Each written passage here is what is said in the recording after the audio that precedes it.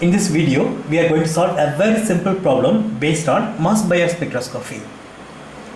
Two samples have been given to you: nickel Cl2 triphenylphosphine twice and palladium Cl2 triphenylphosphine twice. A physical method that can be used to identify these compounds unambiguously is: the given options are HPLC, magnetic susceptibility, 13C, NMR spectroscopy, and mass Bayer spectroscopy. First one is HPLC. Here we have taken metal complexes. Generally, metal complexes will not be separated by HPLC. The complex or the compound, whatever we inject in the HPLC, should be soluble in the given solvent. Generally, metal complex will not be soluble. In acetonitrile and water, they may not be soluble. So generally, metal complexes are not injected into the HPLC instrument. If it is insoluble, it will get stuck in the column and there will be a huge problem. Even if you inject, you will get two peaks.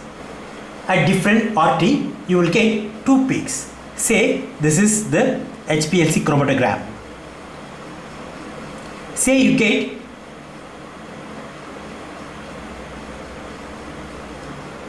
two peaks like this at different RT. Say this is 4 minutes and this is 9 minutes. Based on this, you can say that there are two compounds. You can't say which one is nickel complex and which one is palladium.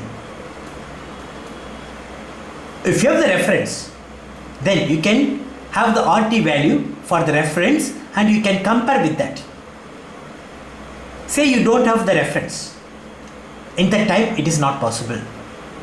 So unambiguously, you cannot fix the structure of the given complexes.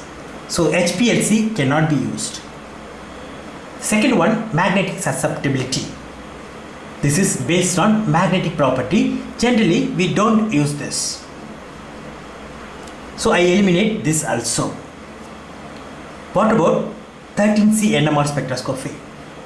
Based on this spectroscopy, we can find out the number of different types of carbon in the molecule.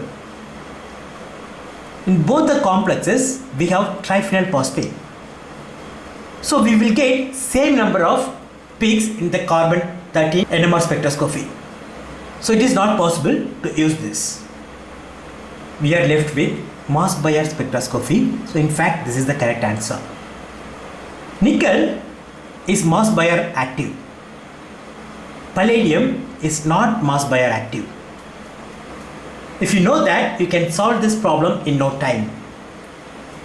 Here you can find the periodic table. Few elements have been given in red. These elements are mass Bayer active. It will be easy to remember the mass Bayer active element by this periodic table. That's why I have given this. The first row transition metal, only iron, nickel and zinc are mass Bayer active. The second one, technetium, ruthenium and silver, they are mass Bayer active. Palladium is not. All third row transition metals are mass Bayer active. Apart from that, we have potassium, here germanium, tin, antimony, tellurium, iodine, krypton and xenon. So these are mass Bayer active. Generally, questions are asked based on the transition metals and p block elements. So try to remember the elements in the D block and P block that are mass Bayer active.